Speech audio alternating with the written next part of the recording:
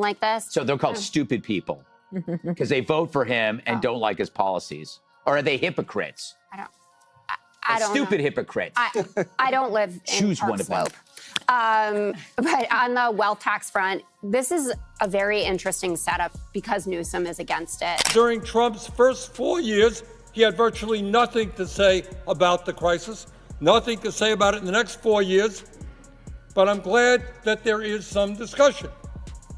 The truth of the matter is, in my view, that the current healthcare system is broken. What happens when late night's most sarcastic showman decides to take a jab at a senator known for his constant outrage and moral lectures? Pure chaos. Greg Gutfeld didn't just push back against Bernie Sanders.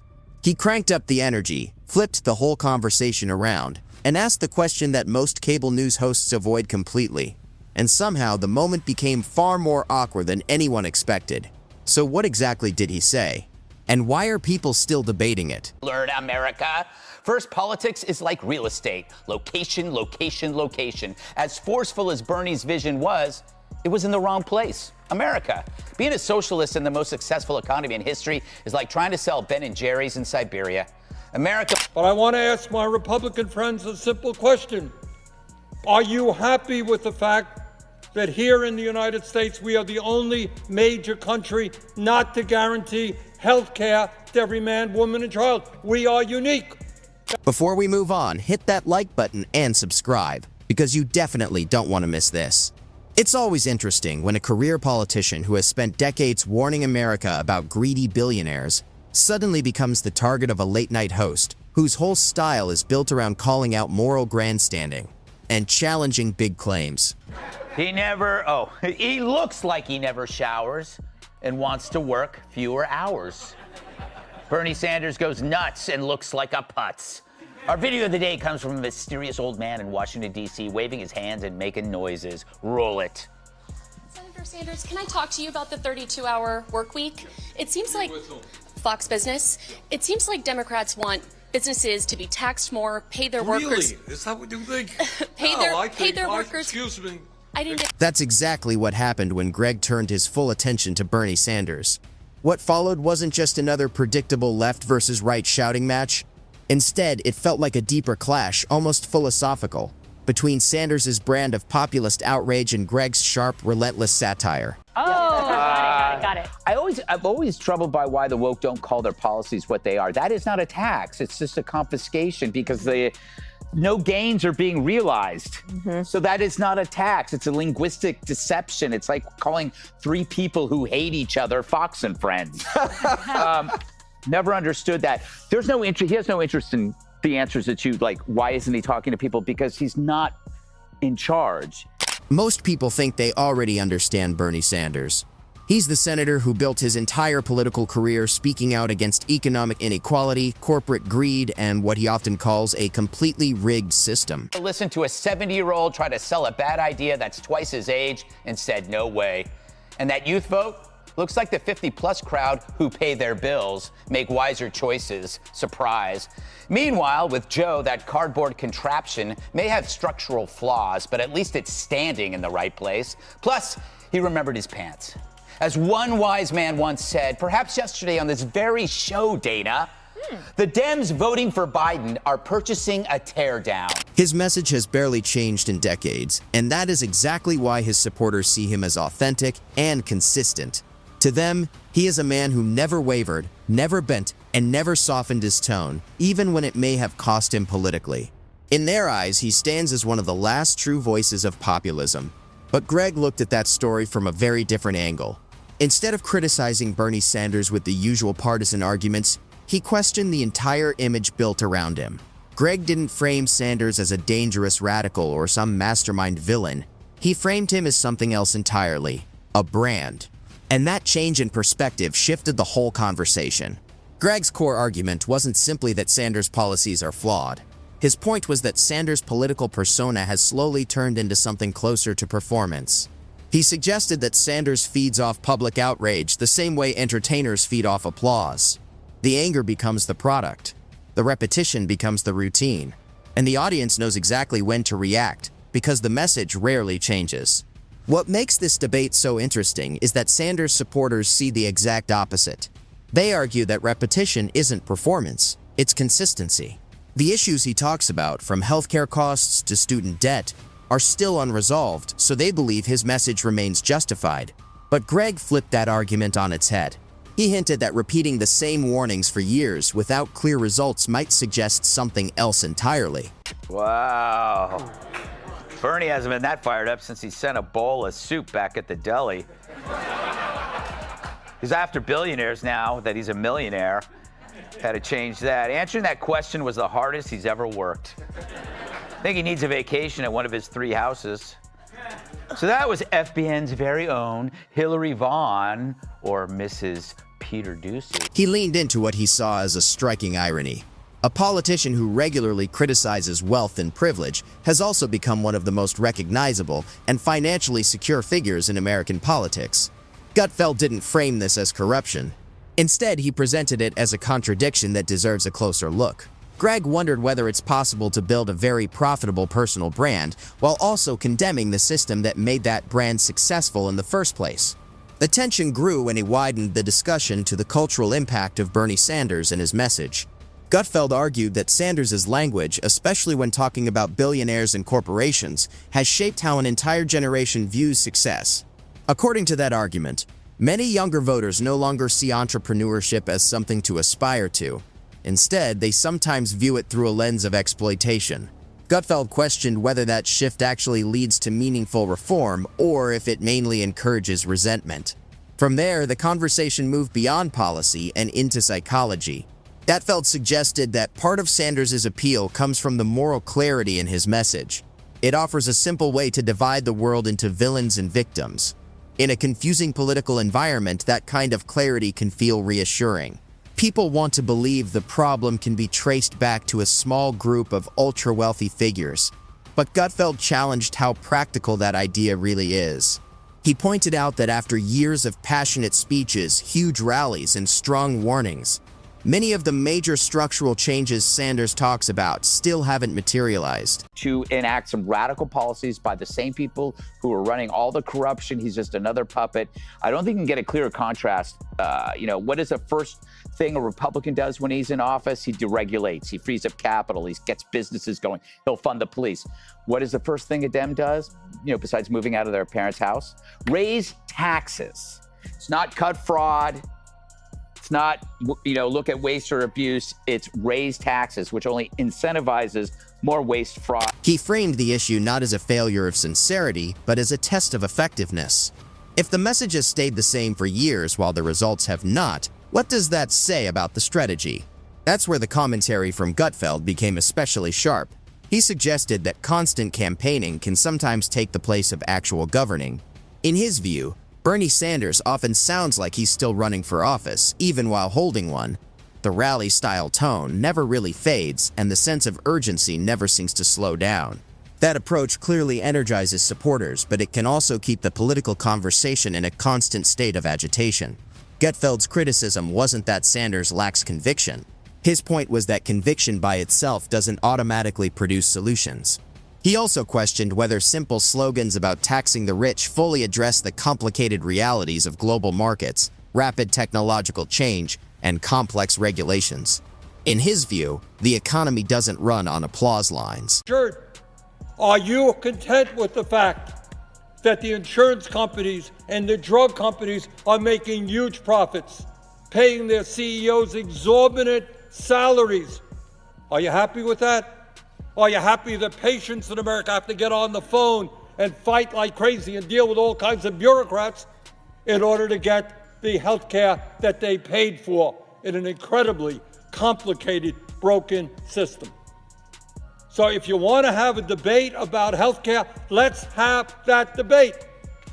What made the segment so engaging was Greg Gutfeld's refusal to dismiss Bernie Sanders as irrelevant. On the contrary, he recognized the senator's lasting influence. Sanders has dramatically shifted the Democratic Party's conversation over the past decade, bringing topics like universal health care and tuition-free college into the mainstream. That impact is undeniable. Yet Gutfeld framed that influence as a double-edged sword. While Sanders energized his base, he also pushed the party further left, potentially narrowing its appeal in competitive states. Gutfeld suggested that moral intensity doesn't always equal electoral success, especially in swing states where voters often prioritize stability over radical change. He questioned whether public frustration is best addressed through sweeping federal programs or more incremental policy changes. Sweeping promises, he argued, can create dangerously high expectations. And when political leaders present issues as urgent moral crises, supporters naturally expect transformative change. When that change doesn't materialize, disappointment and even disillusionment can be profound. Had two choices: the radically wrong, who honestly reflects the party's secret socialism, or the conventional codger, who'll limp to the finish line to deliver someone younger and new, like Hillary. It could work. But if they don't get Biden prepped and propped before Trump, it'll be like feeding old-growth logs to a wood chipper. All right, Jesse, Bernie's staying in, huh? Do you think here's a conspiracy? Yeah. He's staying in because he's not sure Joe's going to make. The discussion then shifted to wealth itself. Greg Gutfeld questioned the idea that wealth concentration automatically equals moral failure. He argued that in a global economy driven by innovation, extreme success often reflects market demand rather than just exploitation, and that painting billionaires solely as villains oversimplifies a complex reality. Of course, critics would argue that concentrated wealth does create real distortions in political influence and economic opportunity, and that debate remains central to modern American politics. But Gutfeld's point was to challenge whether demonizing the wealthy is truly an effective way to drive reform. One especially notable observation focused on Sanders' remarkable longevity. Few politicians maintain national prominence for as long as he has. Gutfeld suggested that Sanders' persistence reflects the ongoing economic anxieties in the country itself.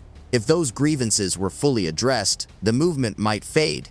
Instead, it continues, pointing to deeper structural challenges. Yet Gutfeld implied that repeating the same message year after year without adjusting the approach may seriously limit real progress.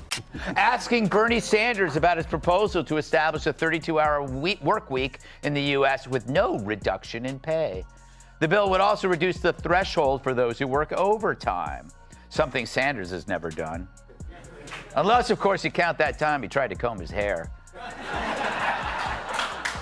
But has Bernie even worked 32 hours in his life? He can push this bill, which promotes employees getting paid more to work less, but most people just call that working for the government. Throughout the segment, Greg Gutfeld used humor not as a distraction, but as a lens. Irony to expose contradictions, exaggeration to test assumptions. The tone was playful, but the questions beneath were serious. Can outrage sustain a movement forever? Can moral clarity survive the complexity of real-world policy? Can a political brand stay authentic once it becomes fully institutionalized? Perhaps the most fascinating part of the exchange was what it revealed about today's political culture. Bernie Sanders embodies ideological conviction at its purest. Gutfeld, on the other hand, embodies skepticism toward that very purity. Their clash isn't just about policies, it's about fundamentally different ways of seeing the world. Sanders speaks in the language of structural injustice, collective responsibility, and moral urgency. Greg challenged whether that focus is a true strength or a serious limitation.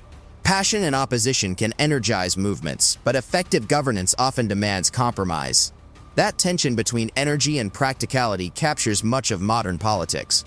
What makes this exchange so compelling is that it leaves no easy answers, no tidy resolution, just the push and pull of ideas and influence. Kat, you gotta love old man Sanders. Yeah. You know, he could have been a great president. He won the fight. He won the fight. Were you happy to see two old men fighting over something besides you? No, I kind of missed the attention. No, and you know what's crazy to watch that too? With Bernie Sanders, he won the fight he didn't stand up, he didn't even lift his head. No. Okay? And he didn't even break a sweat. And also, that man is older than Joe Biden. In the end, the importance of Greg calling out Bernie Sanders isn't about who scored the most rhetorical points. It's about what the confrontation represents. It highlights the ongoing divide between those who view inequality as the defining crisis of our time and those who see overregulation as the bigger threat. It underscores the difficulty of balancing passion with pragmatism.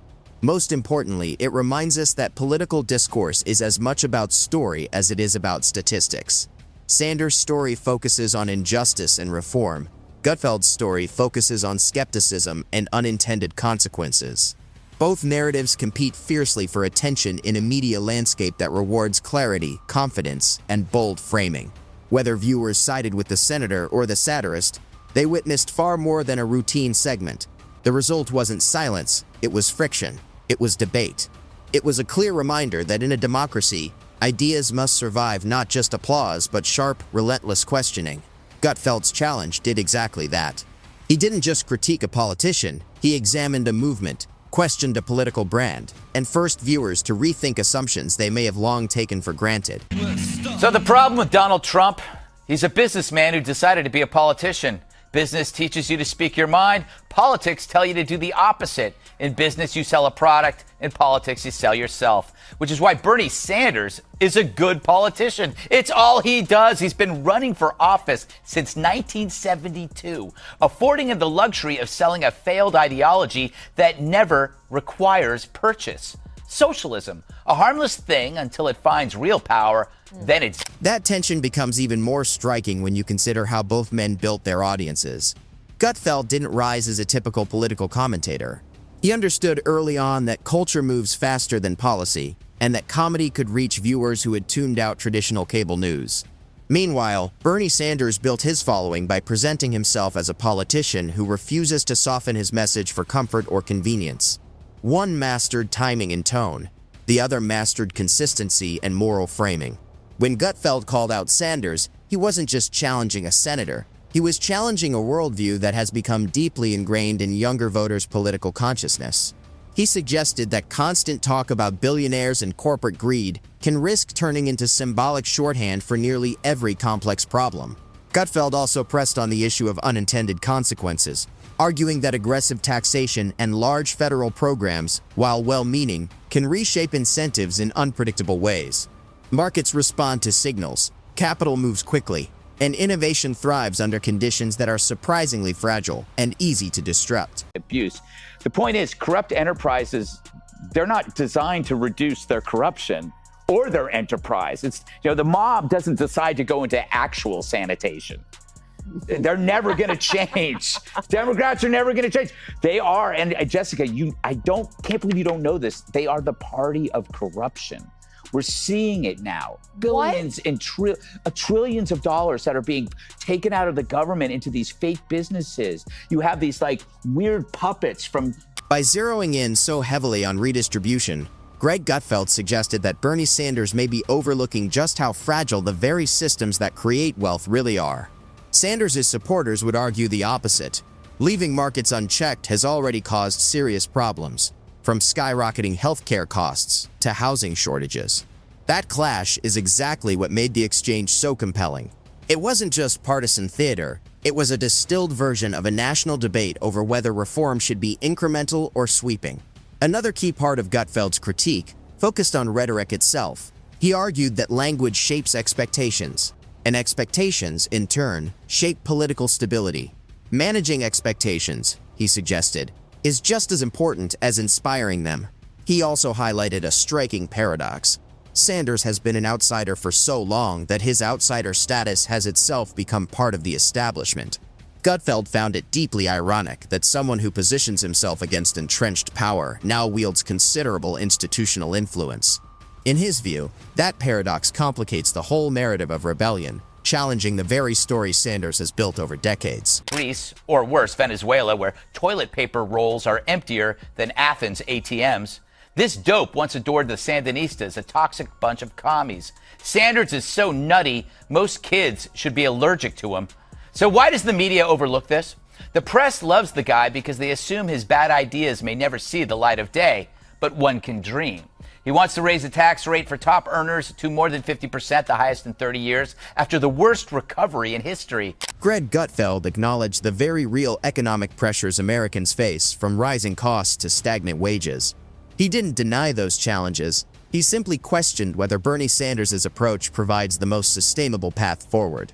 By recognizing the legitimacy of public frustration while challenging the proposed solutions, Gutfeld elevated the conversation well beyond simple mockery. In today's media landscape, moments like this stand out because they break through the predictable routines. Viewers are used to politicians defending their platforms and commentators defending their parties. Rarely do they witness a clash that digs into the philosophical foundations behind the slogans. Gutfeld didn't just debate tax rates, he questioned the entire narrative logic that supports them. As this conversation continues to ripple across social media and cable segments, it serves as a reminder that American politics is no longer only about legislation. The moment was less a single event and more a mirror reflecting the ideological crossroads the country now faces. Whether viewers left persuaded, annoyed, or simply entertained, they were drawn into a debate far bigger than one TV segment. And that ongoing conversation, driven by conviction on one side and skepticism on the other, ensures that neither voice will fade quietly from the national stage.